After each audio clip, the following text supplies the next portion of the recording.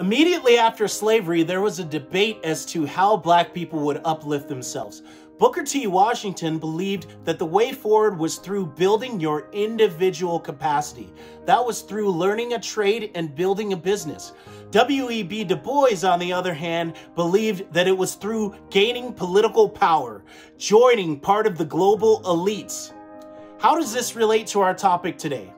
Well, I was at parent-teacher conferences and I noticed my son's math grade. He had a 93 for the final test, he had a 90 for all his assignments, but he had a 74 for participation.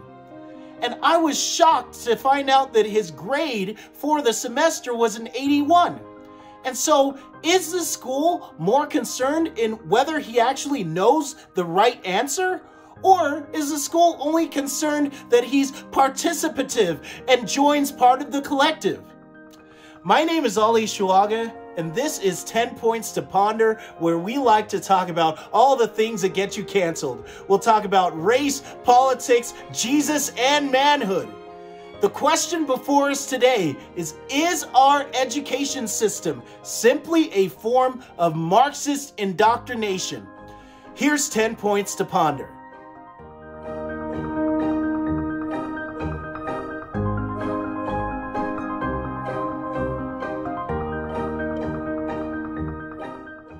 Point 1, affinity over ability. Affinity means that you love people, that you're so kind, you're so caring. They don't care if you can read or write or know the actual answers to something. They're trying to take away any sense of competition so that everybody can receive a trophy that's equal for participation. There are no winners or losers. And ultimately, all this does is prepare you for future enslavement. Point 2, identity politics. Have you ever heard the term white makes right? Well, now, if you're in school, black makes you pass. And so from elementary to high school to college, you're gonna get extra credit just because you're black. And some might wonder, what's gonna happen when I get out in the real world? Well, not to worry, because there will always be government jobs. Point 3, it feminizes boys. Stop with all that individualism. Stop trying to take responsibility, and most of all, please stop all that aggressive, uber macho competition. A C is good enough for you, because everybody knows that C stands for correct. Point 4, schools love BLM because just like BLM, the schools hate the family, think black people are victims, and embrace Marxism. And so the point of education today is if you're white, learn how to better hate yourself. And if you're black, then anything goes. If you shoot, if you loot, all those things go because you're just being authentically black. How racist is that? Point 5. The schools teach that equality is bad and equity is good. Equality means that everybody gets the same opportunity. Equity means that everybody gets the same outcome. Therefore, if you have a test and the black kids don't do as well as the white kids, well then, the test must be racist. And if you should say, let's tutor the black kids so that they can pass the test, then you're the racist. And that's how you become an anti-racist. Point 6, the schools promote a lack of self-improvement.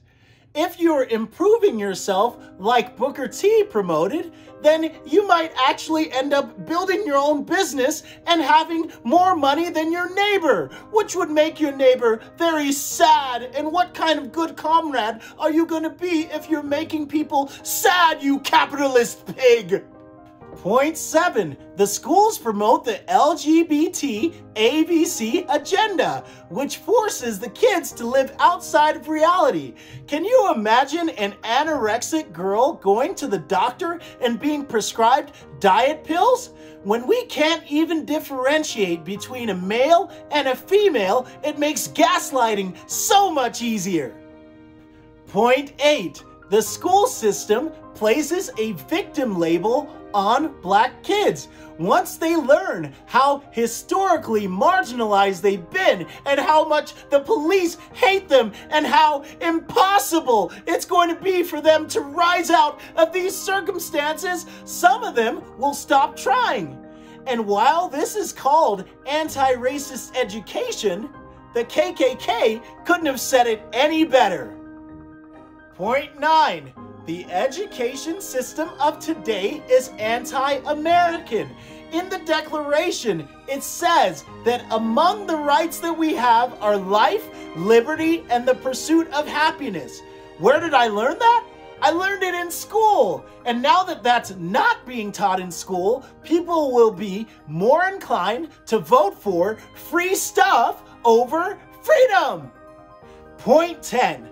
And the worst part of all of this is that it wastes so much time. While children from China and India are busy learning math and science and English even better than us, our kids are wasting time learning how to be really nice collectivists and wards of the state. Aren't you excited that we'll be a colony of China within 20 years?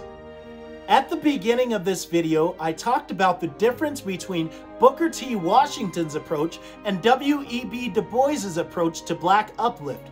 Booker T being in favor of meritocracy, while W.E.B. was in favor of more political utopianism. Our education system has clearly gone one way over the other. Anti-racism is racist on its face because it believes that black kids are inferior to other kids, therefore we need to dumb things down so that they can achieve. And we've got Marxist education that teaches instead of meritocracy, it rewards mediocrity. And then LGBTQ plus education is teaching us to deny nature and reality. But those are my thoughts. What do you think? Please like, comment, subscribe, and share this video. Let us reason together. My name is Ali Shuaga, and this has been 10 Points to Ponder.